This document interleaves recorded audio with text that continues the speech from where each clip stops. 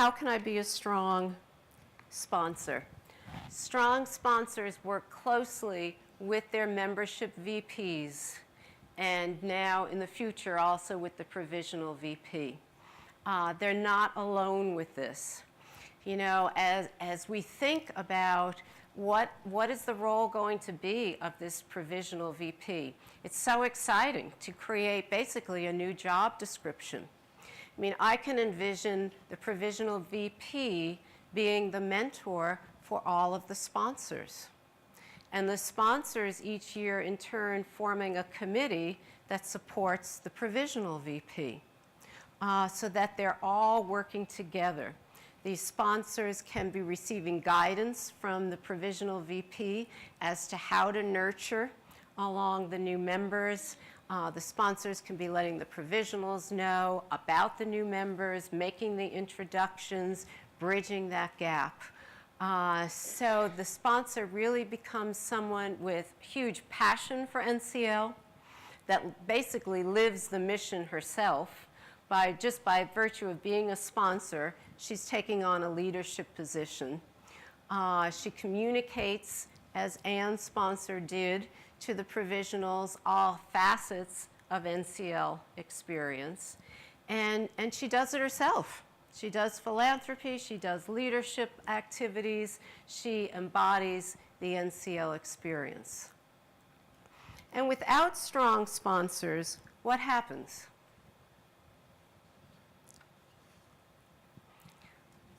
I believe without strong sponsors, we run into standards issues, because if I come into the chapter not knowing what the expectations are, I'm likely going to fall short.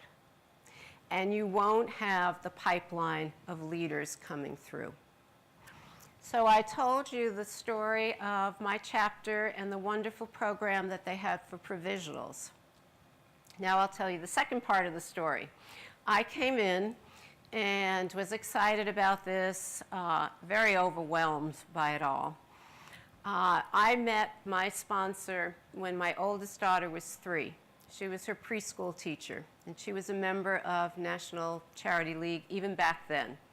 And she talked about NCL.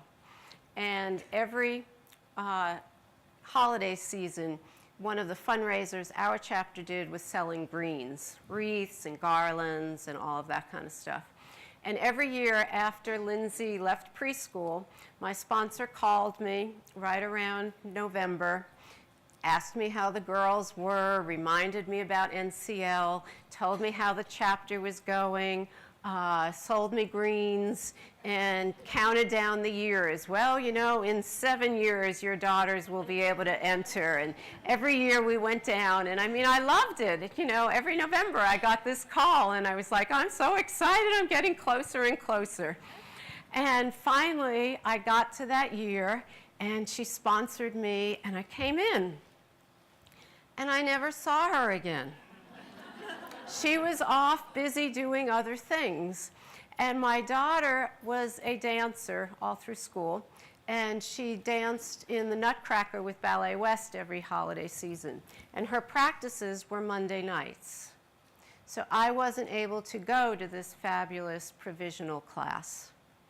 And so I felt disconnected. No one else contacted me. My sponsor, and I love her, but her understanding of her job was that it was done.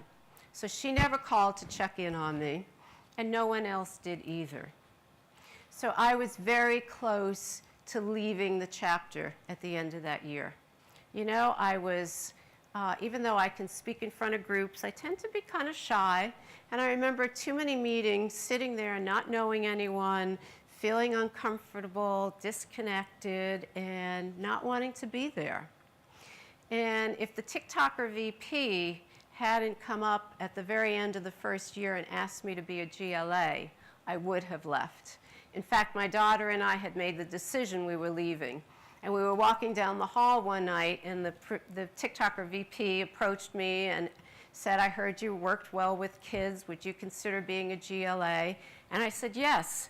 And we walked away, and my daughter's like, Mom, you said we could leave. But But it was, if we sponsor this way, it's a crapshoot. And I have to confess that a couple of years later, when I sponsored a new member, I sponsored in the same way. I brought her in, I vetted her, and I abandoned her. And I think I need to go home after this and call and apologize. Because it wasn't until years later that I misunderstood what I did. And so we're going to demonstrate what happens if we don't move from sponsor to mentor.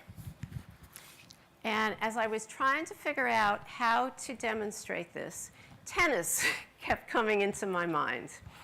And I thought about when I first learned to play tennis, and I would do my forehand, and the balls would go all kittywampus. Sometimes they'd go up, sometimes they'd go this way, that way. Every once in a while, they went where I wanted them to go. And so I had my first teacher and lesson, and I said to him, I can't figure out what I'm doing wrong. I keep hitting it, I make contact, and it doesn't go where I want to go more than about 10% of the time. And will you come demonstrate how to do a forehand? We do have a tennis player here.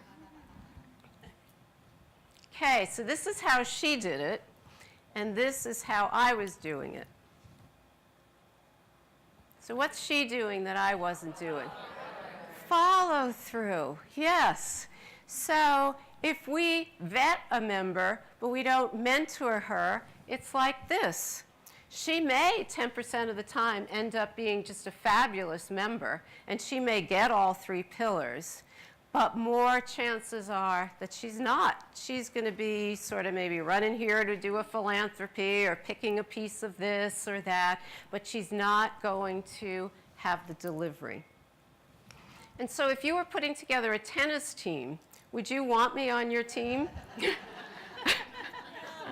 as the 4th string. Maybe as the 4th string. Yeah, I would not be a team player. We would not be on the same page in terms of expectations, and I would not serve her well. So when you're thinking about being a mentor, should I, oh, I'm really tired, I don't have time for this now, you know, she'll be okay by herself. Think about that and that follow through in order to really get her engaged in the chapter.